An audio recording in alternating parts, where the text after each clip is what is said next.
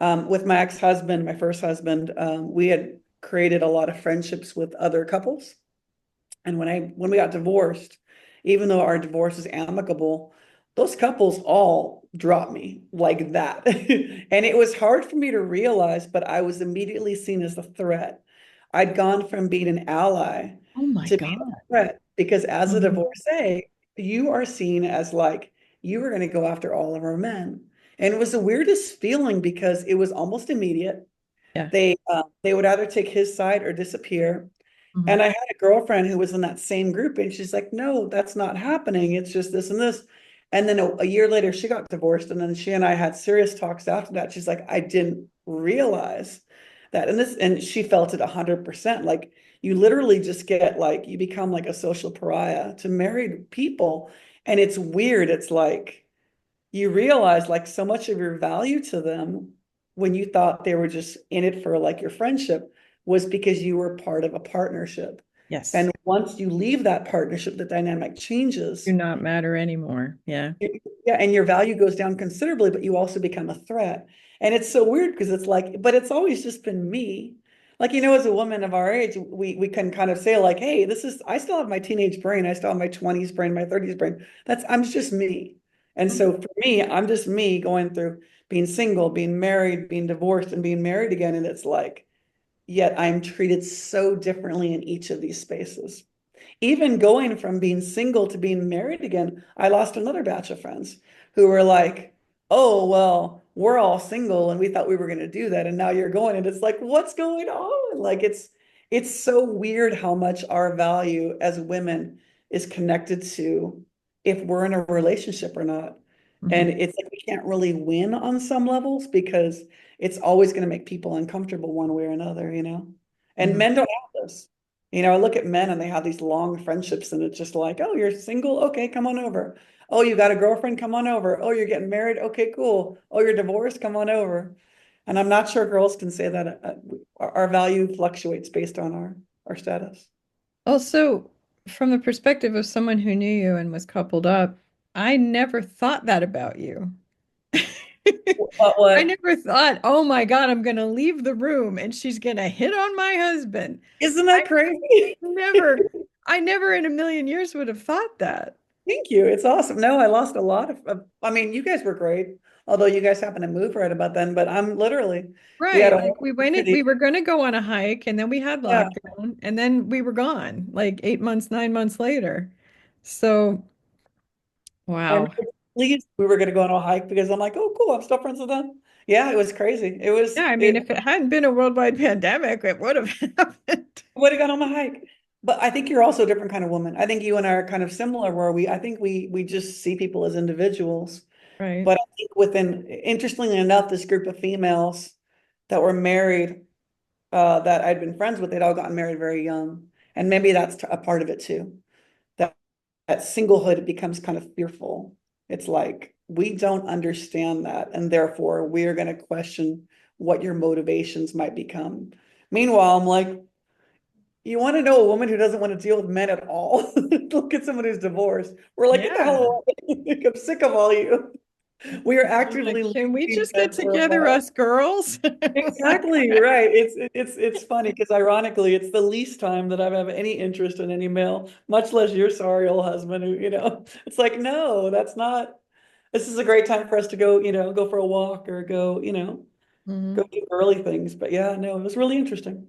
So maybe that ties into our roles too. It's like our worth in some ways is seen within the family unit, whether it be having children or not. It still has to do with us being, value, no value, value, no value. Weird. Yeah.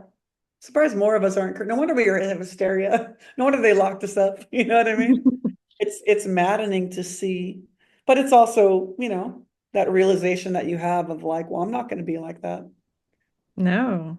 Yeah. No, so like when before I got together with my husband, I I moved to Baltimore and then I moved back to Florida. And unfortunately, the place where I got my job was like apart from Utah, the place with the most married people in like America. Oh, wow. And so so I didn't have any real options to date anyone. I I'd hang out with my friends from Tampa, I'd drive 100 miles, or I'd hang out with my friends in Gainesville and drive 50 miles or whatever the case was. But I just didn't, there was no connecting with anybody. I tried dating online and I met a few people and it was whatever. But one of the things that would happen, because immediately when I got into the job that I had relocated for, I realized this was right before the Great Recession, that they were going down the tubes and fast. And I needed to network and find another job. Well, guess what?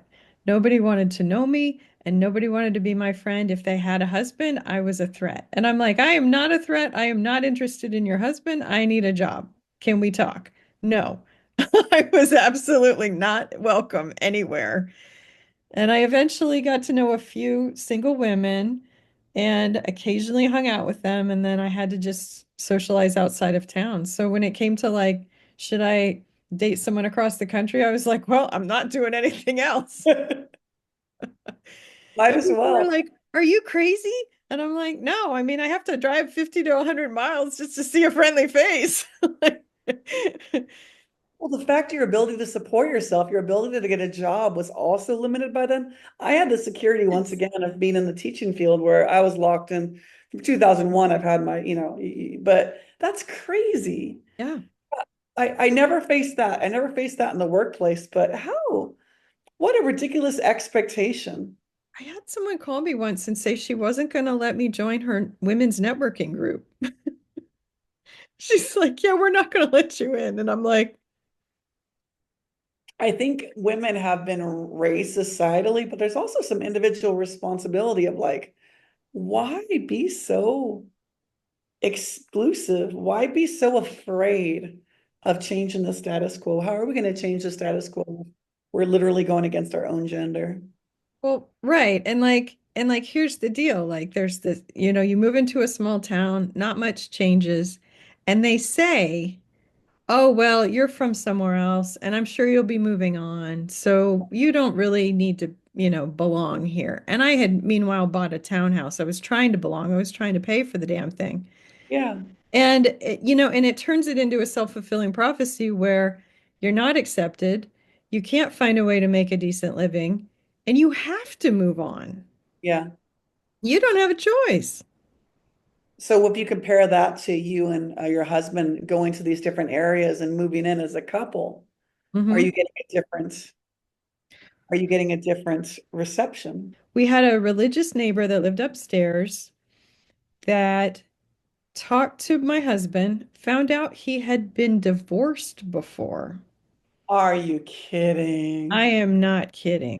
No children, did no children come up? Yeah, well, I mean, I'm sure. Like, I remember being at the doctor and the doctor was interviewing me and he's like, "And how many children do you have?" Uh, And I said, "Zero." And he's like, "Have you ever been pregnant?" And I said, "No." And it just confounded the poor guy. He was like 31 years old and he's like, "I'd never met anybody like that before." well, those wild city women. I know. And I'm just like, okay, well, Oh God, I feel for your husband. That's it was knowing him, hard. that must have been very difficult. Oh, the other question I have, Sure. and you might be a little insulated from this, is inflexibility with work. But you didn't want to have children, so I guess. Yeah, so I'm glad. One great thing about living in California, though, is that it is there. Hmm. The that I can take, family leave. I just did, so my husband just broke his foot, so I did the Family Leave Medical Act, and it was very supported.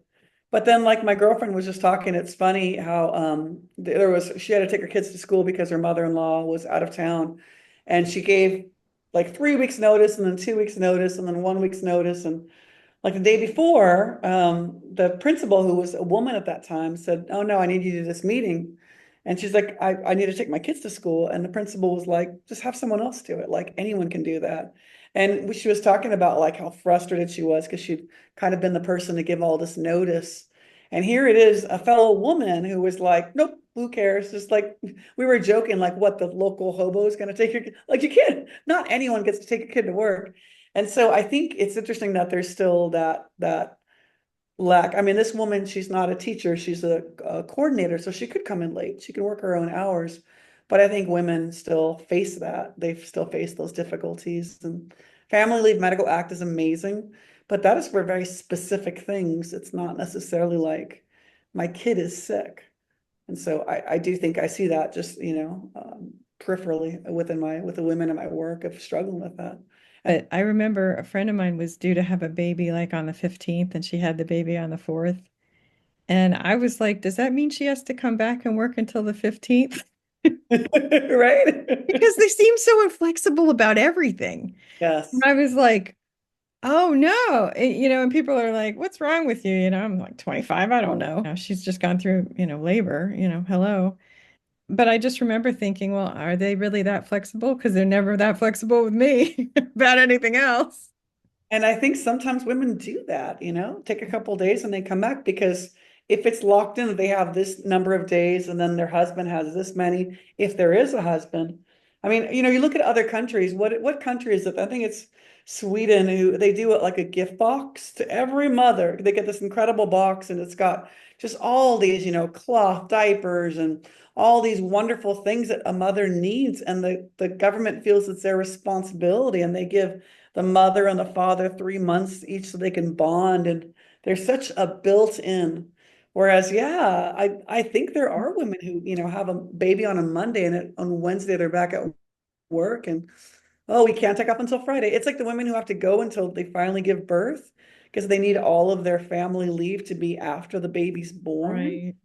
And then Yeah. you learn about like daycares, putting kids in daycare and all the abuse that goes on there and like having to choose that. It's fairly it must be very difficult because like isn't that the most vulnerable thing you have as a mother? I'd imagine it's your child and their safety. And you Mhm. just have to negotiate that with like, oh, I also need to have food on the table. Right. I know. It's so hard to be in this modern life. Yeah, I'm definitely sympathetic to that. That seems like a very difficult thing that they have to balance. So that 25-year-old you is probably onto something. I know. They were like, no, she's her FMLA starts today, her maternity leave. And I'm like, oh, well, that's good because she's probably really exhausted. Yeah. And even that, her FMLA probably isn't paid. Never, not get into the insurance issue and the cost of having a child. It's just we're for all of our pushing to have us have kids, they don't make it easy. No, they don't. They don't. Women's health too. I hope you cover that a bit. The idea that we're like amongst, first world countries, we have like the worst women's health care, that women die at a ridiculously high rate related to childbirth in our country. It's embarrassing. Our value just is lost once we have the kid. There you go. Indiana was number 3 in the nation for maternal mortality. Oh, And I yeah. think we were in the top 5 for infant mortality.